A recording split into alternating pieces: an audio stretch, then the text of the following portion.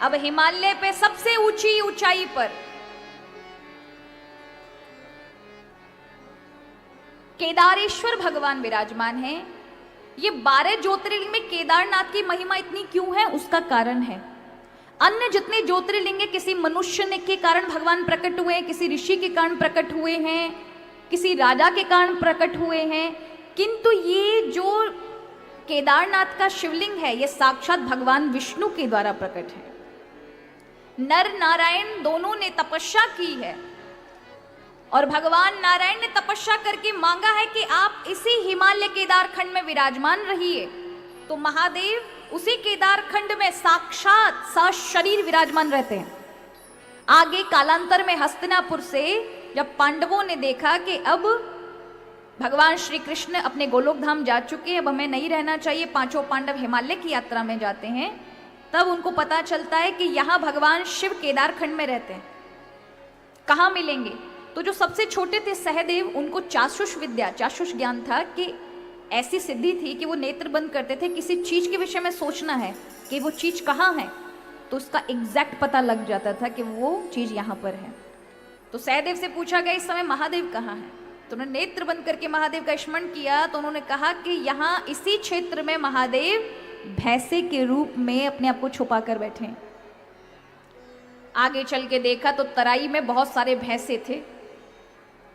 पहचाने कैसे इनमें से महादेव कौन से हैं? तो नदी बह रही थी, नदी को पार करके एक एक भैंसे आ रहे थे।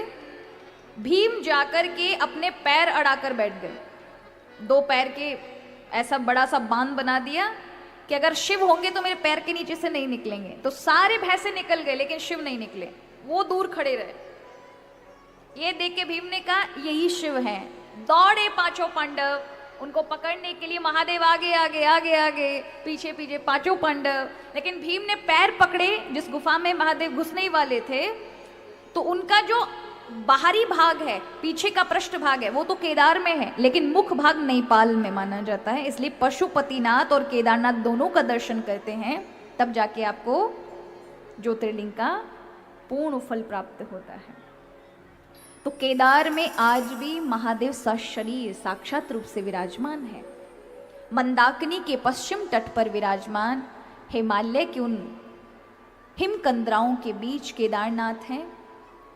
इसलिए वहां पर जो दर्शन करके आता है उसे मुक्ति, सुख, समृद्धि, जीवन की बड़े से बड़े प्रारब्ध कट जाते हैं। और कोई शिव भक्त केदारनाथ गए हुए भक्त को अपने आप आकर कंगन प्रदान कर दे, शिव कंकड़ प्रदान कर दे, वहीं का कोई व्यक्ति शिव भक्त हो तो उसे शिव का आशीर्वाद मिला, ऐसा फल, उसके जीवन के समग्र कष्ट टल जाते हैं।